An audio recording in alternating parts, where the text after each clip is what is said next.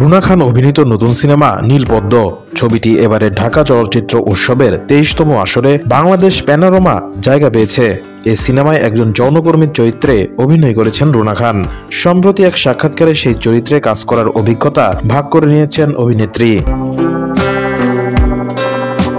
নীলপদ্ম ছবিটির শুটিং হয়েছে খোদ দৌলতদিয়া যৌনপল্লীতেই। সেখানে শুটিং এর কাজে প্রথমবারের মতো সফর করেছেন তিনি, যেখানে যৌনকর্মীদের জীবন, সামাজিক অবস্থান অনুধাবন করার চেষ্টা করেছেন। কাজের ফাঁকে তাদের সময় পেয়েছেন, মিশেছেন একটু কাছ থেকেই। সেই অভিজ্ঞতা তুলে ধরে রুনা বলেন, প্রথম গেলাম তো মানুষ হিসেবে তাদেরকে খুব কাছাকাছি দেখলাম। এই যে শুটিং এর ফাঁকে ফাঁকে যে সময়টা তাদের থেকে পেয়েছি, তারা এসে আমার সাথে গল্প করেছে, আমিও ঘরে বসে ওদের সঙ্গে গল্প করেছি। ওরা আমার সঙ্গে সিসিমপুর নিয়ে গল্প করেছে, ফ্যামিলি ক্রাইসিস নিয়ে গল্প করেছে, ইউটিউবিং নিয়ে আলোচনা করেছে, শাকিব খানের সিনেমার কথা বলছে।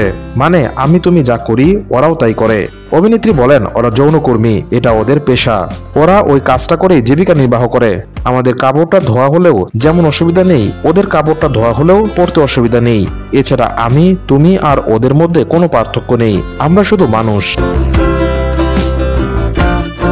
উল্লেখ্য, ছিটকিনি, হালদা, গহীন বালুচরের মতো সিনেমা কিংবা কষ্টনীর, অসময় এর মতো ওটিটির কাজ দিয়ে দর্শকদের মনে জায়গা করে নিয়েছেন রুনা খান। তবে কাজের বাইরে নানাবিধ কর্মকাণ্ডে আলোচনায় চলে আসেন অভিনেত্রী। বিশেষ করে তিনি সামাজিক মাধ্যমে নানান ধরনের পোশাক আশাকের কারণে বিতর্কিত হন।